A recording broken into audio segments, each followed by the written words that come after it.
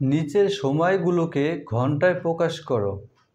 চতুর্থ শ্রেণীর প্রিয় শিক্ষার্থীরা, আজকের পর্বে আমি তোমাদের সাথে 135 পৃষ্ঠার এই সমস্যাগুলো নিয়ে আলোচনা করব।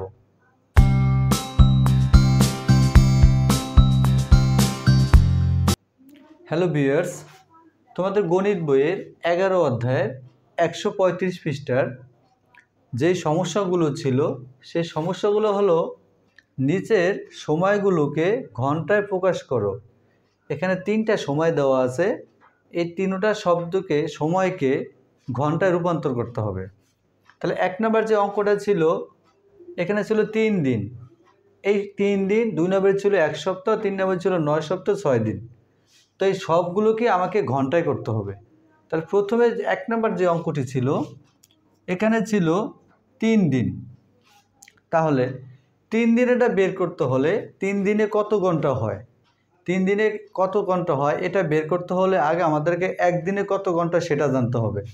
তাহলে আমরা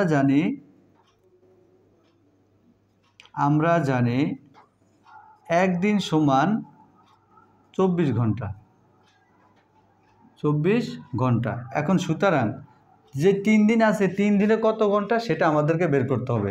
তাহলে সুতরাং 3 দিনে আরও বেশি ঘন্টা হলে আমরা গুণ করব, 24কে 3 দিয়ে গুণ করব। তাহলে গুণ করলে কত হয়, 3 24-এ 72 ঘন্টা। তাহলে 1 নম্বর যে আমার ছিল 3 দিন, এই 3 দিনে কত হলো 72 ঘন্টা। তাহলে আমাদের 1 নম্বর অঙ্ক উত্তর হলো 72 ঘন্টা। এরপর যদি আমরা 2 নম্বর অঙ্কটা খেয়াল করি, 2 নম্বর অঙ্কটা ছিল 1 সপ্তাহ। এই 1 সপ্তাহকে আমাকে ঘন্টায় করতে হবে। এখানে যে 3টা অঙ্ক আছে সবগুলোকেই ঘন্টায় করতে হবে। তাহলে 1 সপ্তাহকে ঘন্টায় করতে হলে প্রথমে আমরা সপ্তাহকে দিনে রূপান্তর করব, তারপর দিনকে আবার ঘন্টায় রূপান্তর করব। সরাসরি সপ্তাহ থেকে ঘন্টায় যাওয়া যাবে না, সপ্তাহকে প্রথমে দিন করব, দিনকে আবার ঘন্টা করব। তাহলে 1 সপ্তাহ সমান কয় দিন, 1 সপ্তাহ সমান 7 দিন। এখন এই 7 দিনকে এখন আমরা ঘন্টায় করব। তাহলে 7 দিনে যে কত ঘন্টা হয় এটা বের করতে হলে আমাদেরকে আগে একদিনে কত ঘন্টা সেটা বের করতে হবে। তাহলে একদিন সমান 24 ঘন্টা।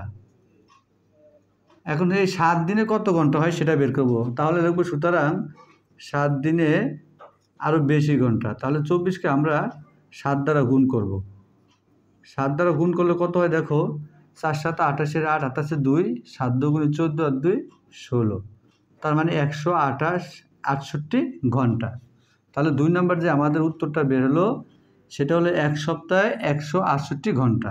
তাহলে 168 ঘন্টা, এটা হচ্ছে আমাদের 2 নম্বর অঙ্কের উত্তর। এই সবগুলোকেই ঘন্টায় রূপান্তর করতে হবে। এখন যদি আমরা 3 নম্বর অঙ্কটা খেয়াল করি, 3 নম্বর অঙ্কটা ছিল কি দেখো, 9 সপ্তাহ 6 দিন। তাহলে দেখো এখানে আছে সপ্তাহ আর এখানে আছে দিন, তাই এটা দুই রকমের দুইটা। এই সপ্তাহ এবং দিনকে আমি প্রথমে দিন করব, তার মানে 9 সপ্তাহকে দিনে রূপান্তর করব। তারপরে এই 9 সপ্তাহে কত দিন হয় সেটার সাথে আবার এই 6 দিন যোগ করে নিব, প্রথমে দিন বানাবো। তাহলে আমরা কি লিখব, 1 সপ্তাহ সমান 7 দিন। তাহলে এখানে আছে কয় সপ্তাহ, 9 সপ্তাহ। তাহলে 9 সপ্তাহে আরও বেশি দিন, 9 সপ্তাহ সমান আরও বেশি দিন। তাহলে 7 গুণ 9, তাহলে 7 নং 63 দিন, 63 দিন। দেখো এই সপ্তাহকে দিন করলাম আর পাশে 6 দিন আছে। এখন দিনের সাথে আমি এই 63 দিনের সাথে 6 দিন যোগ করব, তাহলে যোগ 6 দিন। যোগ করলে কত হয়, 9 আর 6 69 দিন। এখন এটা কিন্তু দিন, সপ্তাহকে দিন করে নিলাম। 9 সপ্তাহে হয় 63 দিন, এই দিনের সাথে আবার 6 দিন যোগ করছি, কারণ দিনের সাথে দিন যোগ করা যায়, সপ্তাহের সাথে দিন যোগ করা যায় না, এজন্য সপ্তাহকে ভেঙে দিন করে নিলাম। এখন আমার কাছে যেটা আছে সেটা হলো 69 দিন।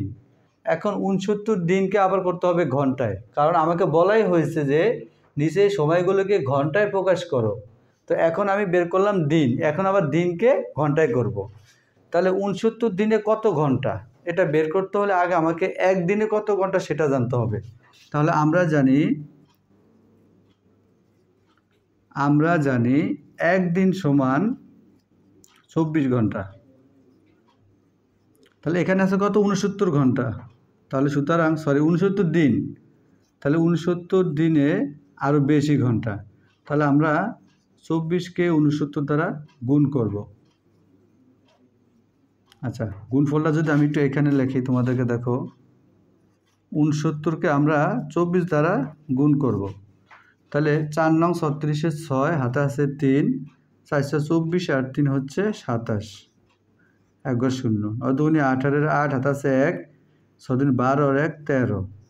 এখন যদি আমরা যোগ করি 6, 8 আর 7 15-এর 5, হাতে আছে 1, কিন্তু 5 আর 1 6 আর 1-এর 1, 1656 ঘন্টা। তাহলে কত হলো আমাদের 1656 ঘন্টা। প্রিয় শিক্ষার্থীরা, 3 নম্বর যে প্রশ্নের উত্তর 9 সপ্তাহ 6 দিনে কত ঘন্টা, তাহলে 9 সপ্তাহ 6 দিনে আমার বের হলো 1656 ঘন্টা। আচ্ছা, তাহলে আমাদের উত্তর হবে কত? 1656 ঘন্টা। প্রিয় শিক্ষার্থীরা, এভাবে ধারাবাহিকভাবে ক্রম বজায় রেখে যদি তোমরা অঙ্কগুলো করো, তাহলে তোমাদের অঙ্কগুলো ভুল হওয়ার সম্ভাবনা খুবই কম থাকবে। আশা করি সবাই বুঝতে পেরেছো। ধন্যবাদ সবাইকে।